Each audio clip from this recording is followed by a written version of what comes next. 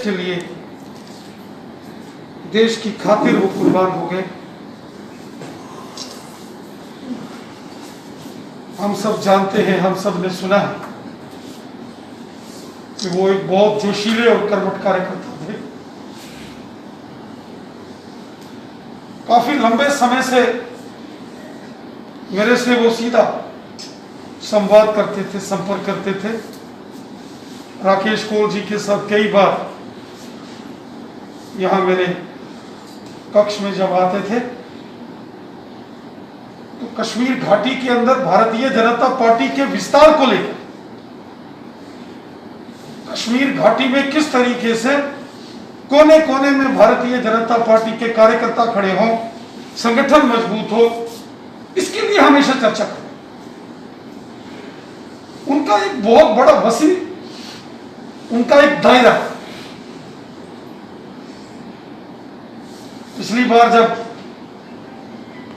वो मेरे पास आए, मुझे याद है, मुझे उन्होंने कहा कि इस साल अगस्त महीने में आपको मैं त्राल लेके चलूं। मैंने बोला त्राल में क्या करूं? नहीं, मैं त्राल के अंदर आपको ले जाऊंगा और मैं दिखाऊंगा कि भारतीय जनता पार्टी के इस आपके शेर ने त्राल जैसे एरिया में भी लोगों का दिल कैसे जीत कर रखा। इतना कॉन्फिडेंस था उनके, शेर दिल आपको। भारतीय जनता पार्टी को तो नुकसान हुआ ही है, देश के लिए ये हमारे देश पर आघात किया, ये राष्ट्रवाद पर आघात किया। और आघात करने वाले कौन है? वही जिहादी आतंकवादी मानसिकता के लोग।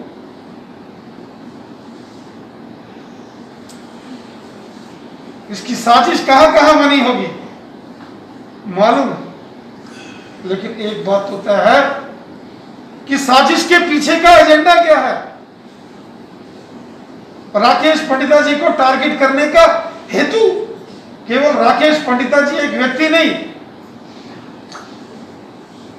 देश पर आघात किया। हम सब ने देखा 1990 का वो दौर, स्वर्गीय टीकालाल जी टिपलू, स्वर्गीय प्रेमनाथ जी भट्ट, श्री जस्टिस गंजू साहब, सरला भट्ट जी, ऐसे ऐसे हजारों केस हैं जिसको इस जिहादी आतंकवाद की जो भेंट चढ़ गए, जो देश के लिए बलिदान हो गए, जो झुके नहीं, रुके नहीं, थके नहीं, जिन्होंने हमेशा देश का झंडा बुलंद किया और इन देश दुश्मन ताकतों का डटकर मुकाबला किया। राकेश पंडिता जी ने जब जो शहरी निकाय, अर्बन लोकल बॉडीज के इलेक्शन की घोषणा हुई, हम यही कार्यालय में बैठे थे। ये राकेश कौल जी मेरे साथ में, इनके साथ आए, हमारे भट्ट साहब आए, हमने कश्मीर में कैंडिडेट खड़े कर दिए। जिस कश्मीर के जिस क्षेत्र में वहां के उन पार्टियों को जिन्होंने 70 साल यहां राज किया, उनके लोग तैयार नहीं होते थे वहां इलेक्शन लड़ने के लिए, खड़े होने के लिए, वहां हमारे शेर खड़े थे। और खुद ही नहीं, अपनी श्रीमती जी को भी बोला आपने भी लड़ना है, वो भी लड़े, जीते चुनाव। और उसके बाद देखिए त्राल जैसे एरिया में वो वहां की म्युनिसिपल कमेटी के चेयरमैन बन गए, चेयरमैन त्राल के। आपको जम्मू कश्मीर के फॉर्मर चीफ मिनिस्टर, उनका एक ट्वीट याद होगा, उनका एक बयान याद होगा कि उन्होंने त्राल को संबोधित करते हुए क्या लिखा था। उन्होंने किसी दहशतगर्द का नाम कोट किया, पुराने चीफ मिनिस्टर साहब ने, और लिखते हैं त्राल वालों जहां वो लोग पैदा होते हैं वहां भारतीय जनता पार्टी जीत गई है। बंगाल में जो त्रासदी अपने कार्यकर्ताओं, भारतीय जनता पार्टी के कार्यकर्ताओं के ऊपर हुई, और 2 तारीख जब रिजल्ट आउट हुए उसके बाद 1.5 दिन में 35 कार्यकर्ताओं की शहादत हुई, उनको मारा गया। हजारों कार्यकर्ता बेघर होकर अन्य प्रदेशों में उनको शरण लेनी पड़ी। हजारों मकान ध्वस्त किए गए।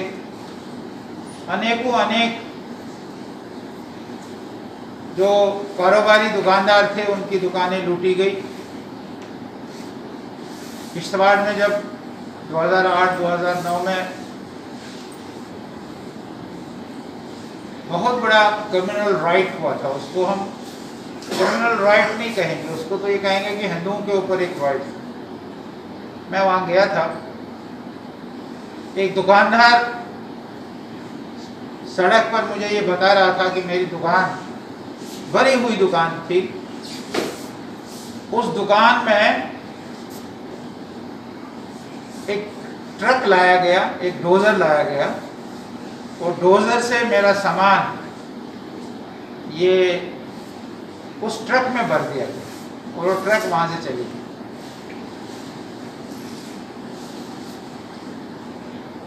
और करवा कौन रहा था? करवा रहा था नेशनल कॉन्फ्रेंस का वहां का सबसे बड़ा लीडर नेशनल कॉन्फ्रेंस का, वो करवा रहा था, सामने खड़ा था। इस दुकानदार ने मुझे कहा कि मैं गया उसके पास, मैंने उसको कहा कि देखो ये मेरा दुकान लूट रहे हैं। तो वो कह रहे हैं कि आप क्या कर रहे हो? वो लीडर उसको कह रहा है कि आप क्या कर रहे हो? तो बच्चे खेल रहे, खेलने दो। वो जो उस दिन हमने वो सारी घटना सुनी, गांगुली जी के 30, 35, 40 मिनट उन्होंने बंगाल की वो सारी त्रासदी बताई, अभी उसको ही मैं दिमाग में लेकर सोच रहा था कि और शाम को 10:15 बजे इनके घर पर जहाँ ये रुके थे वहाँ हमला होता है और ये शहादत प्राप्त करते हैं।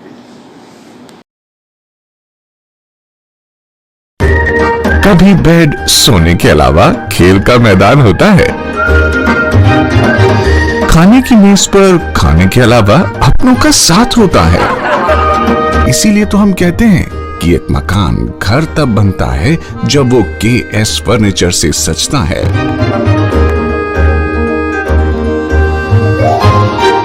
रिश्तों की मिठास का एहसास KS फर्नीचर के साथ।